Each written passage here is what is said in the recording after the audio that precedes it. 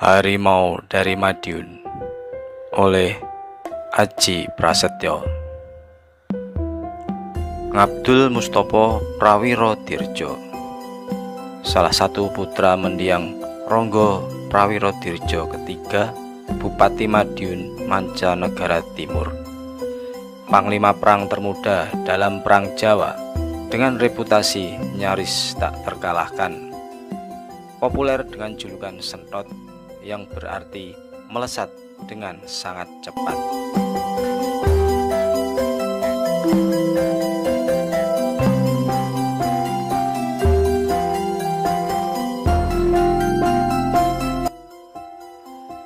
Masa tanam 1836. Bicara tentang sosok Sentot Prawiro Dirjo, selama Perang Jawa, biasa orang sebut Perang Diponegoro berkecamuk, panglima perang itu sering mengalami cedera serius. Pun setidaknya 8 kali kuda yang ditungganginya terbunuh. Ada yang menyebut dia seorang patriot, ada pula yang melaknatnya sebagai pengkhianat. Bahkan ada yang menduga dia seorang psikopat yang gila perang. Namun ada pula yang memiliki pandangan lain tentang harimau dari Madiun itu. Sebuah malam di pertengahan tahun 1828 terjadi sebuah percakapan.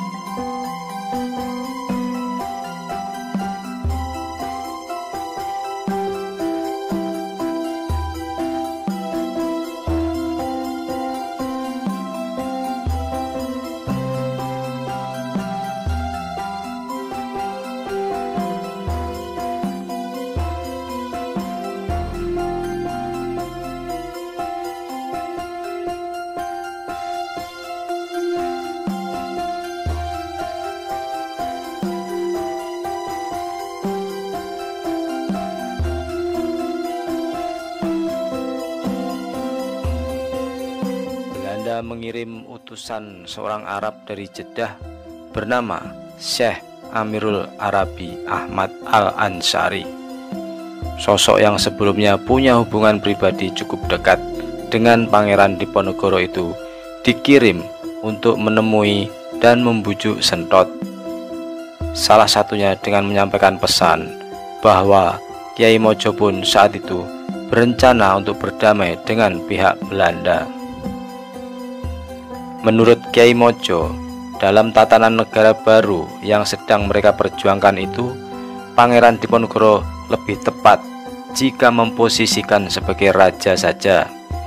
Sedangkan jabatan wali atau pemimpin tertinggi agama sebaiknya dipegang oleh orang lain yang tidak lain adalah Kyai Mojo sendiri. Pangeran Diponegoro menolak dengan alasan belajar dari sejarah Kesultanan Demak, banyak kerugian yang bisa ditimbulkan dari sistem tersebut. Apalagi jika pemuka agama mendominasi kebijakan politik negara. Konflik antara dua tokoh penting ini mulai memanas dan direspon oleh para tokoh lain dalam kubu para pemberontak. Banyak pimpinan pasukan yang menjauhi Kyai Mojo karena menduga ulama itu punya ambisi untuk berkuasa.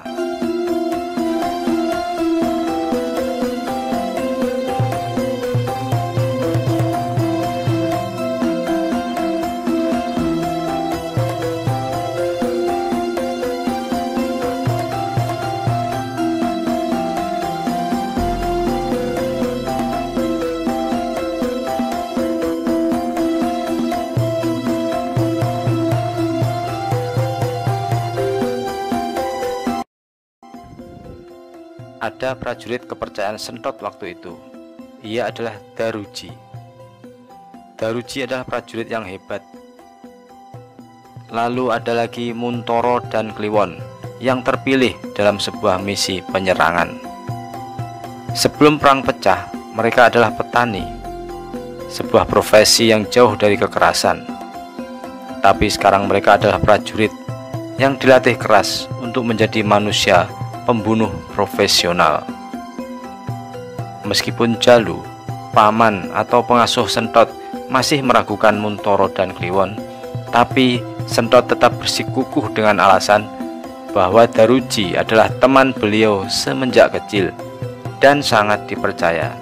Jadi siapapun yang dipilih Daruji, yaitu Kliwon dan Muntoro, maka Sentot pasti mempercayainya.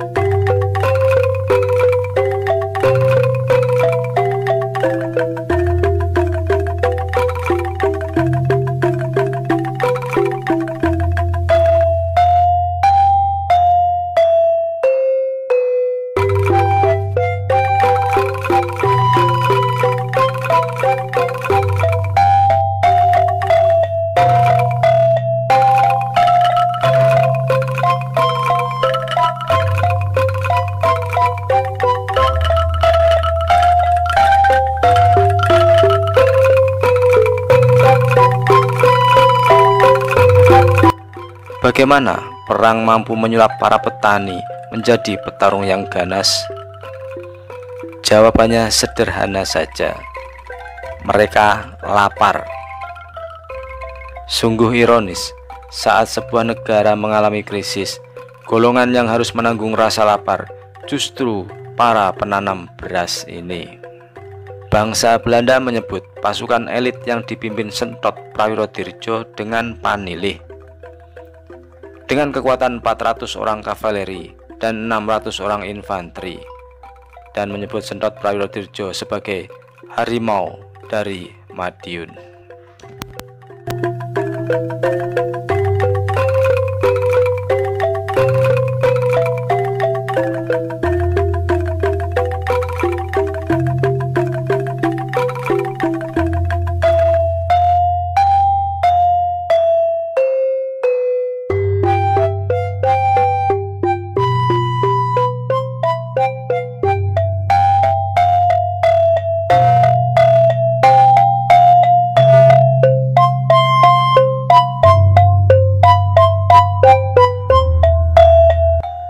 Pangeran Diponegoro melihat kebobrokan sistem di dalam keraton terlalu sulit untuk dibenahi.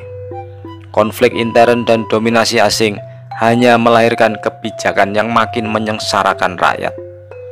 Lalu Pangeran Diponegoro pun menggalang kekuatan rakyat, mengajak para pemimpin distrik untuk beramai-ramai memerdekakan diri dari kekuasaan keraton dan bersama-sama mendirikan negara baru dengan tatanan baru. Sedangkan pemerintah kolonial Belanda punya kepentingan untuk memihak keraton dan mengarahkan pasukan untuk menumpas pemberontakan. Setelah 3 tahun berjalan, perang mulai masuk ke babak terbrutalnya. Kode etik perang sering diabaikan, tawanan perang dibiarkan hidup hanya jika dianggap bermanfaat. Kebrutalan yang dilakukan oleh kedua belah pihak lantaran lelah berperang.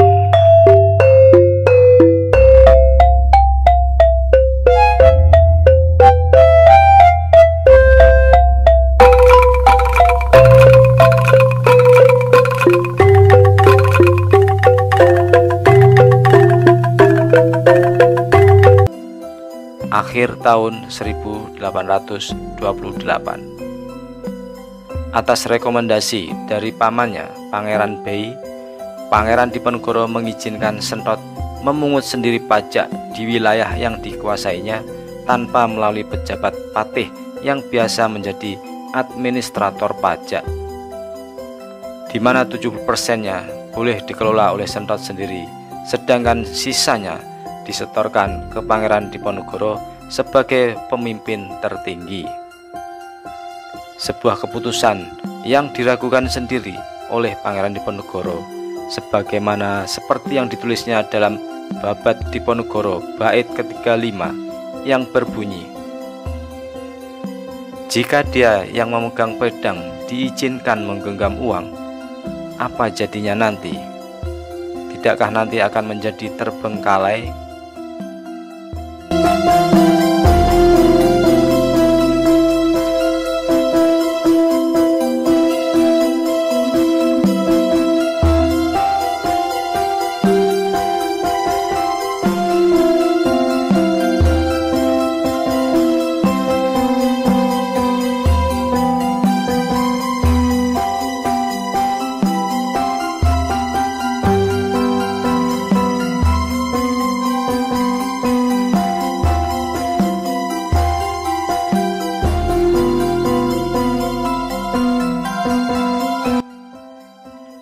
Ada ungkapan yang mengatakan, bertani bukanlah pekerjaan yang sepele.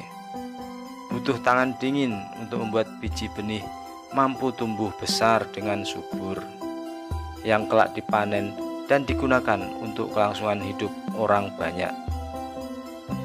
Petani adalah seni menghidupi, sedangkan prajurit kebalikannya. Prajurit pemanah hebat, panahnya akan merobohkan setiap hewan buas yang merusak ladang, bukan merobohkan seseorang yang mungkin dia adalah suami orang atau ayah seseorang.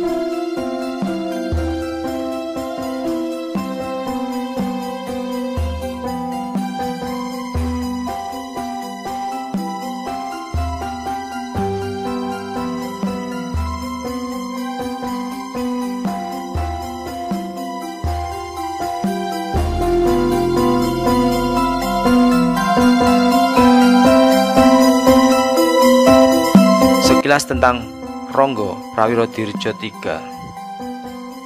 Beliau terlahir dari keluarga pejuang. Kakeknya Ronggo Prawirodirjo I yang sebelumnya bernama Ronggo Prawiro Sentiko dimakamkan di Taman Madiun. Adalah panglima perang andalan Hamengkubuwono I selama Perang Giyanti, cikal bakal berdirinya Keraton Yogyakarta. Konflik rumit yang melibatkan Sultan Jogja, pemerintah kolonial, dan penguasa Surakarta membuat Sultan sangat hati-hati dalam mengambil sikap politik. Sedangkan monopoli perdagangan kayu yang diterapkan Belanda sangat merugikan penduduk mancanegara timur yang menggantungkan hidupnya dari hasil hutan. Sebagai penguasa wilayah timur, Raden Ronggo Prawirodirjo III mengadukan kesewenangan ini ke keraton. Namun Sultan Hamengkubuwono II tak mampu berbuat banyak untuk menolong menantunya tersebut. Masa-masa yang berat bagi Raden Ronggo Prawiro Dirjo III. Baru setahun setelah kematian istrinya, Ratu Maduretno, yang merupakan putri tercantik Sultan Hamengkubuwono II dari istrinya yang berdarah Madura, konflik menyeret Raden Ronggo III dalam posisi rumit. Saat ia memutuskan untuk mengangkat senjata, sebuah ekspedisi militer dikirim oleh Marsikal Daendels yang terdiri dari 3.000 prajurit infanteri, 2 eskadron kavaleri, dan 2 kompi artileri untuk mengamankan ibu kota. Ronggo bersama 100 orang pengikutnya dikejar oleh pasukan gerak cepat pimpinan Sirsan Lukas yang berkekuatan 150 personel, didukung dengan legiun dari keraton. Kedua pasukan bertemu di Sekaran, Bojonegoro pada malam tanggal 16 Desember 1810. Pada pertempuran esok harinya, pasukan Ronggo akhirnya tercerai-berai, hanya ditemani seorang patih, seorang deputi, dan beberapa pembawa panji dan payung kebesaran. Ronggo nekat melanjutkan perlawanan hingga akhirnya dia tewas pada usia 31 tahun. Lalu, pada 28 September 1814, Pangeran Diponegoro mengawini Raden Ajeng Maduretno, putri mendiang Ronggo III dengan mendiang Ratu Maduretno. Raden Ajeng Maduretno selalu mendampingi Pangeran Diponegoro dalam setiap gerilya. Setelah menderita sakit pada saat hamil 6 bulan, Raden Ajeng Maduretno akhirnya wafat pada 20 November 1827. Pertengahan tahun 1829, babak paling menentukan dalam perang. Belanda nyaris bangkrut karena anggaran perang yang melangit, meliputi pembangunan ratusan benteng, pengadaan pasukan bayaran, dan biaya logistik yang melonjak karena bahan pangan semakin langka. Sedangkan pihak Diponegoro disulitkan oleh benteng yang didirikan Belanda di setiap wilayah yang berhasil diduduki. Benteng-benteng itu menghalangi para gerilyawan yang ingin mengakses lumbung penduduk setempat yang biasa diandalkan sebagai suplai logistik pasukan. Kedua pihak sama-sama frustasi dan diambang keputusasaan.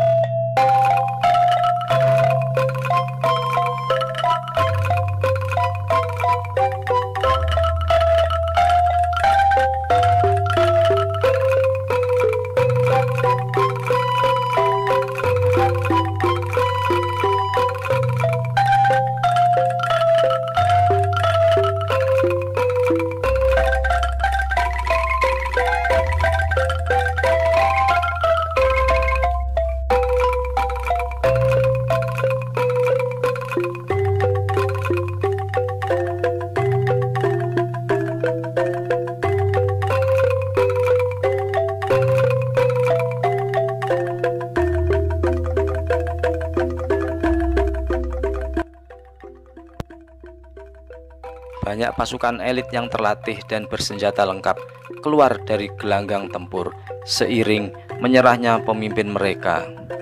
Di antaranya, 1 Desember 1826, Pangeran Mangkudiningrat menyerah beserta 250 pasukan pengawalnya yang bersenjata api. Pertengahan 1827, Pangeran Notoprojo, adik Mangkudiningrat, menyerah beserta ratusan prajuritnya. April 1828, Pangeran Notodiningrat menyerah beserta puluhan pengawal. November 1828, Kyai Mojo menyerah beserta 500 prajurit senior yang dipimpinnya.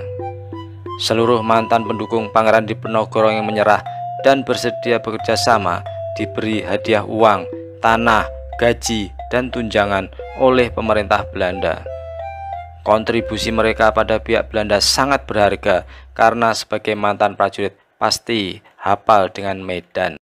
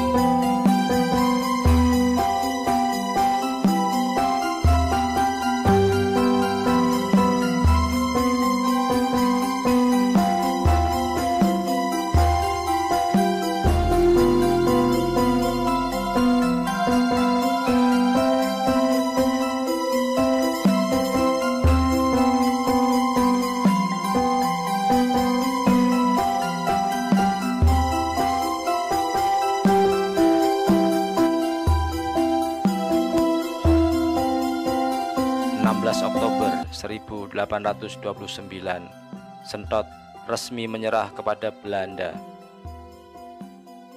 Seminggu kemudian, dia bersama pasukannya memasuki ibu kota Yogyakarta dan disambut oleh Jenderal de Kock dengan upacara kehormatan militer.